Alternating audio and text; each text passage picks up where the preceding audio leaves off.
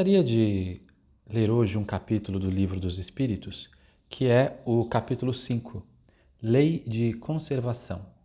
Escolhemos esse capítulo e este assunto para falar hoje e provavelmente nos próximos vídeos, nas próximas semanas, porque neste momento em que gravo este vídeo, estamos em outubro de 2020 no Brasil e estamos passando por um dos períodos mais graves da história brasileira no que se refere à destruição da floresta, dos biomas, da floresta amazônica, do Pantanal.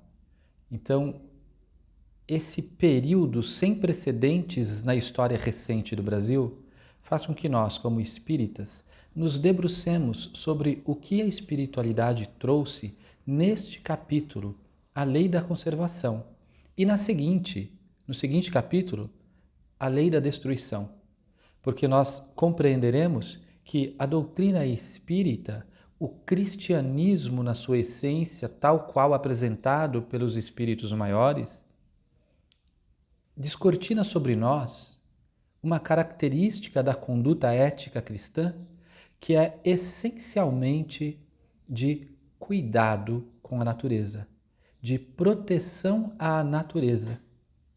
A não compreensão deste fato nos coloca como alguém que não compreendeu em todos os ângulos a perspectiva do amor cristão, que contempla todos os seres, inclusive e sobretudo a Mãe Natureza. Quando Jesus multiplica os pães e multiplica os peixes, ao alimentar milhares de pessoas com poucos pães e poucos peixes, ao final sobram pães e peixes. E Jesus pede para que todos guardem num cesto. Isso é não ao desperdício. É não a jogar fora aquilo que a natureza produz. Essa atitude de Jesus é de respeito, cuidado, não desperdício.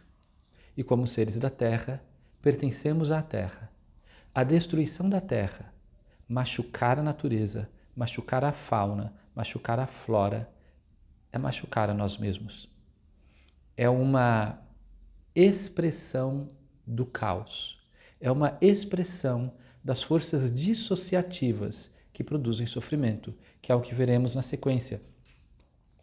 Quando, sobre os meios de conservação, Allan Kardec pergunta: Deus, dando ao homem a necessidade de viver, sempre lhe forneceu os meios para isso?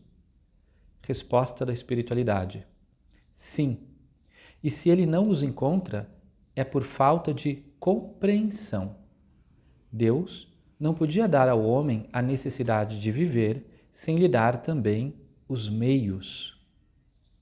É por isso que faz a terra produzir de maneira a fornecer o necessário a todos os seus ambientes, pois só o necessário é útil. O supérfluo jamais o é. Mahatma Gandhi já havia dito que a natureza ela é abundante e suficiente para produzir alimentos para todos os seres da terra, mas não para satisfazer a ganância humana. E dentre as ganâncias humanas está, por exemplo, a presença, a existência do agronegócio. Em essência, cultivar a terra, cuidar da terra é agricultura. Agri é terra, é mãe terra. Cultura vem de cultivar, cultuar. O agronegócio tira a palavra cultura, porque não tem cultura, não tem cultivo, não tem culto à mãe terra, a Gaia, a Pachamama. É só negócio. Não é olhar a terra, observar a terra e aprender com ela. Não é fazer pausas para observar os lírios dos campos e as aves dos céus, como nos ensinou Jesus. Não é aprender com a natureza, aplicando os saberes da natureza em nossa vida. A natureza que é o corpo vivo de Deus manifestado em matéria.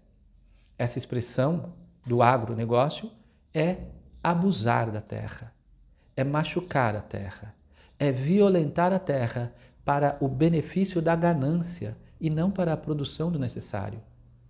E quem nos responde isso é a Rudolf Steiner, com o conceito da agricultura orgânica biodinâmica, é o Bill Mollison, com o conceito de permacultura. Quando nós nos alimentamos de alimentos envenenados, estamos envenenados. Estamos doentes, porque estamos envenenados. Quando a agricultura está dissociada dos seus elementos, a palavra orgânica significa organismos. Quando a agricultura é compreendida nos seus múltiplos organismos, então nós temos a Mãe Terra vista e observada como um ser vivo, que nos alimenta com os seus frutos.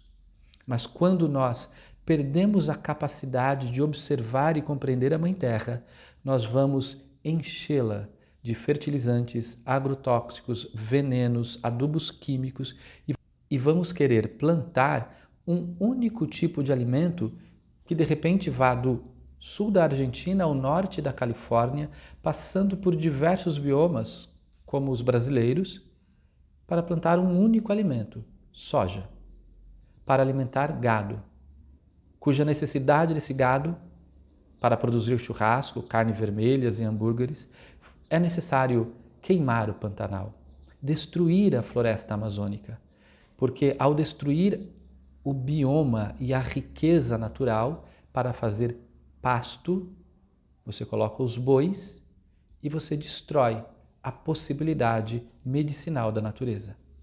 Isso é ganância.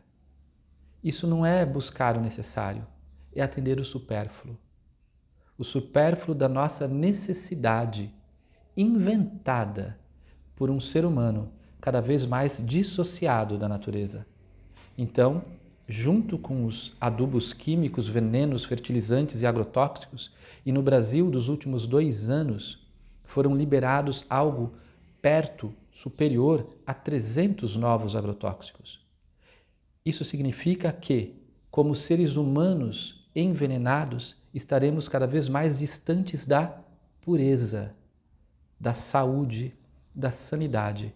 Perdemos a capacidade de enxergar na natureza esse corpo vivo. E se a natureza está dissociada, a sociedade está desorganizada. Haverá ódios de parte a parte e para todo lado. Prolifera a violência, porque não estamos entendendo o amor e a beatitude da natureza. O quanto a natureza, ela nos é abundante, protetora, mãe amorosa.